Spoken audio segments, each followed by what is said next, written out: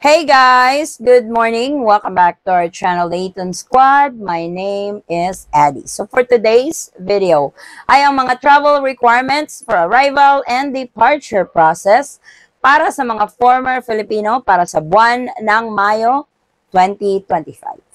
Details coming right.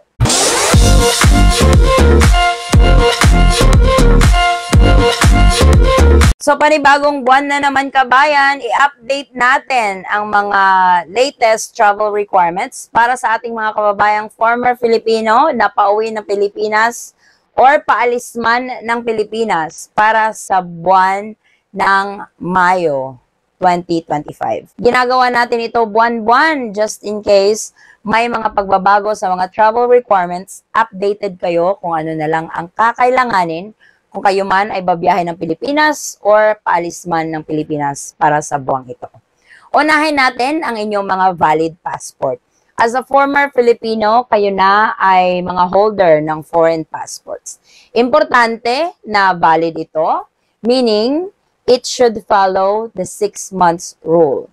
So, kailangan kabayan, yung mga pasaporte ninyo, valid pa siya 6 months or more. Kasi kung less than 6 months na ito, grounds for denied boarding. So, bago pa man mag-book ng ticket, kailangan i-check muna kung valid pa ba ang iyong mga pasaporte or mahahabol ba kung may less than 6 months validity ka na lang, i-renew mo na agad para walang aberya during your travel to the Philippines. Plane ticket. Importante din ito kasi di ka naman makakaalis kung wala kang plane ticket. As a former Filipino, lagi nating sinasabi ito na you can actually travel to the Philippines on a one-way ticket. May mga ipapakita ka lang proof that you are eligible to travel to the Philippines as a one-way ticket. So, isa dito ang inyong old or Philippine passport. So, kung nag-naturalize kayo abroad at hindi na-surrender or hindi kinuha yung inyong mga Philippine passport, pwede nyo yung gamitin as proof that you were a former Filipino. Kung hindi naman yun available, pwede yung inyong mga birth certificate from PSA or formerly NSO. Kung wala namang kopya, pwede na po kayong mag-request online sa PSA to get a copy of your birth certificate.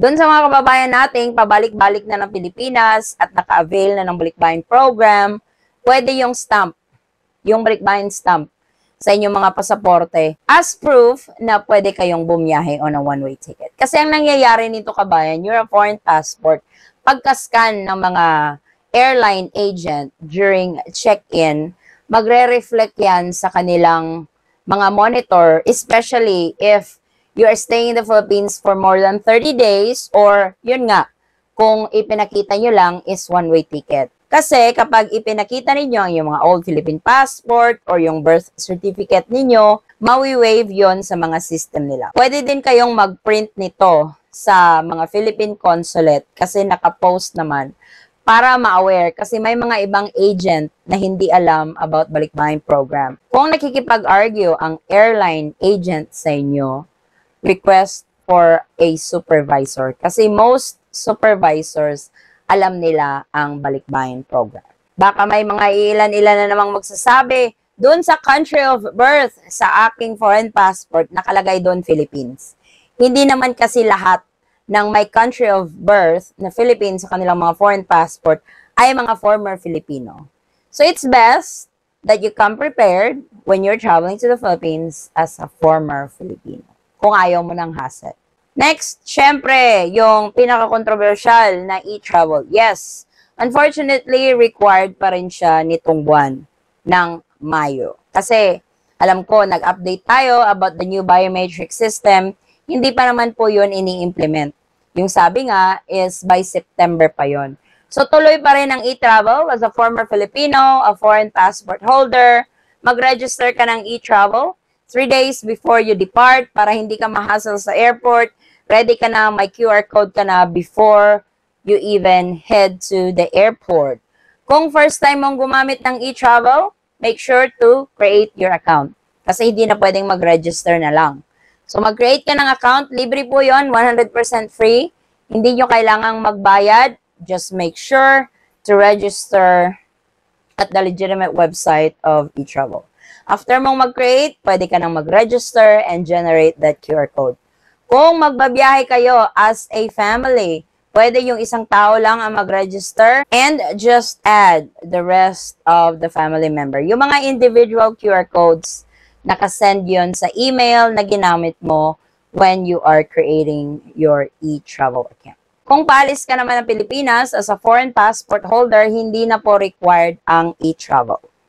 So, nakapaskil po yan sa entrance ng immigration for your immigration process na required lang ito sa mga Philippine passport holder. Gusto ko tong i-emphasize kasi may isang content creator na nagsabi, mali-mali daw, na dapat lahat mag-register sa eTravel, whether you're a Philippine passport holder or foreign passport holder, when you depart the Philippines. That's completely wrong. Kasi nga, doon na mismo sa entrance ng immigration, nakapaskil doon ng mga Philippine passport holders lang ang required. Ngawa ng ngawa yung si kabayan, mali naman yung sinasabihan niya ng category. So each category has its own sets of requirements and sets of protocol. If we are not on the same category, don't generalize everything. Kasi nga, yung mga foreign passport, hindi talaga yan sila nire-record na ng eTravel registration. Even before, yung sa form pa, yung departure card, yan yun eh. Hindi naman nire-require yung mga foreign passport. Yung mga Philippine passport lang. Entry visa. Hindi lahat ng former Filipino ay galing sa visa-free country under Executive Order 408. So may mga ilang kabayan tayo na nag-naturalize abroad, pero yung mga country kung saan sila nag-naturalize ay visa required. So unfortunately, even if you are a former Filipino, pero for example, nag-naturalize ka sa India, kailangan pa rin ng entry visa bago ka makapasok ng Pilipinas. Hindi kagana yung former Filipino ako, pwede ako maka-avail nito. Unfortunately, yung balikbayan program, hindi po yun maa-avail kung nag-naturalized ka sa mga visa-required countries. So, mag-apply ng visa sa pinakamalapit na Philippine Consulate or Embassy sa inyong mga area. Doon naman sa mga kababayan nating babiyahe kasama ang kanilang mga foreign spouse, yung mga foreign spouse ninyo pwede ding maka-avail ng balikbayan program as well as your foreign kids. Just make sure that you guys are processed together sa immigration. Kasi may mga instances na hindi magkasabay yung foreign spouse, 30 days lang yung naibigay na visa instead of 1 year. Sayang din yun. Lalong-lalo na kung magtatagal kayo sa Pilipinas. So, go to the counter during your immigration process altogether para iisang process lang kayo ng immigration officer. And it wouldn't hurt if you give the immigration officer a heads up that you are availing for the balikbayan privilege. If you are traveling with your foreign spouse, prepare your proof of filiation. Yun yung marriage certificate ninyo. At kung kasama ang mga foreign kids, yun yung birth certificate. Mas maigi nang dala ninyo ang mga documents na hindi hanapin kesa hanapin pero wala kayong dala. So be prepared always when you are traveling internationally. Exit clearance certificate, lagi itong naitatanong kasi nga under foreign nationals category ang ating mga kababayang former Filipino. Ito lang po ay mangyayari na kailangan yung mag-secure ng ECC kung nagtagal talaga kayo sa Pilipinas. Yung na-avail nyo na yung 1-year balikbayan visa, tapos nag-extend pa kayo for more. Ang time of duration for the exit clearance certificate for former Filipinos or yung mga tinatakan ng balikbayan visa is 1 year and a half.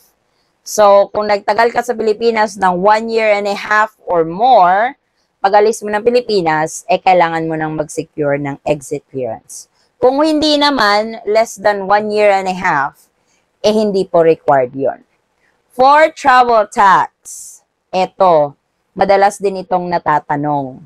Ang travel tax, magbabayad ka lang kung nagstay ka sa Pilipinas ng 1 year or more.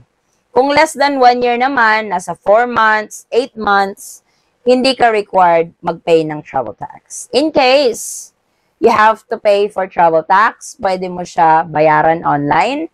At pwede din sa airport kasi may mga counters naman sila doon. Travel insurance, gaya nga ng sinasabi natin sa ating mga updates, ito ay optional na.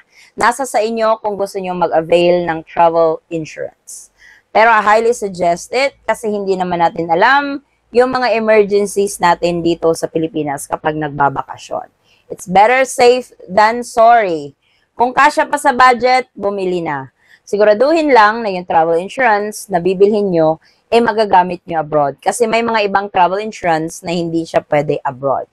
Yung mga airlines nag-o-offer din nito, but make sure to read up the details kung ano yung nakasali doon sa coverage ng travel insurance na ino-offer nila sa inyo.